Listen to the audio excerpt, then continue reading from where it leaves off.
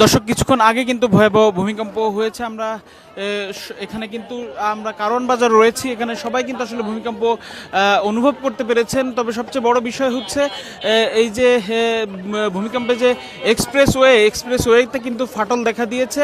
আপনারা দেখতে পাচ্ছেন এখানে যারা সবজি ব্যবসায়ী রয়েছেন তারা বলছেন এই যে ফাটলের জায়গা সেটা কিন্তু মিলিত ছিল, কিন্তু ভূমিকম্পের ফলে আসলে এই ফাটলটা আসলে স্পষ্ট হয়েছে বলে তারা জানাচ্ছেন। আমরা কয়েকজনের সঙ্গে কথা বলবো।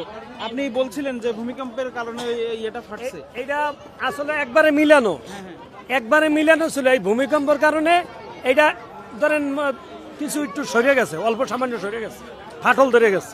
আপনি কি প্রতিদিন দেখেন? হ্যাঁ, প্রতিদিন আমাকে এটা চোখের সামনে এটা কমপ্লিট একালে মিলানো ছিল। এখন এই ভূমিকম্পের কারণে ধরেন এটা ফাটল ধরে একটু সরে গেছে। এটা কি ঝুঁকি তৈরি হয়েছে না? একটু ঝুঁকি তো তৈরি হয়েছে।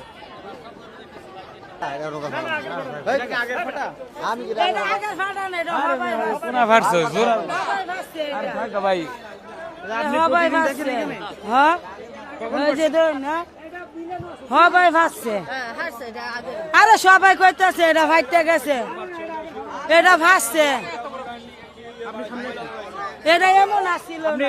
হ্যাঁ, আমি দেখছি শিওর ওটা ফাটছে। ঠিক আছে, আমি ওই দিক তাকাছিলাম, যখন এখান দিন বাড়া এখানে আইছি সেখানে মনে করেন দেখছি ওখানে ফাটছে। ঠিক আছে, এর লেগে মনে করেন শিওর, আমি 100 শিওর ভাই ওটা ফাটছে।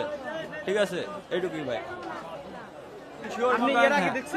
না, ওটা আগে দেখছি না, পরে ওখানে টাকা দেখতেছি যে ধুমা বাড়াইতেছে। ঠিক আছে, ময়লা পড়তেছে, তাহলে অবশ্যই ময়লা পড়লে তো মনে ফাটছে।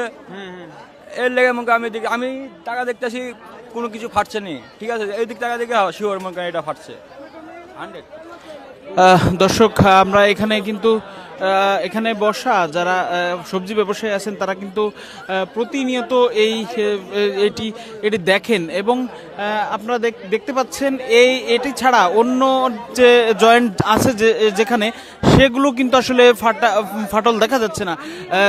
এখানে সবজি বিক্রেতারা বলছেন এই ফাটলটা কিন্তু এখনই ফেটেছে এবং ভূমিকম্পের ফলে এটি ঝুঁকি তৈরি হলো কিনা সেটি আসলে তারা তদন্ত করে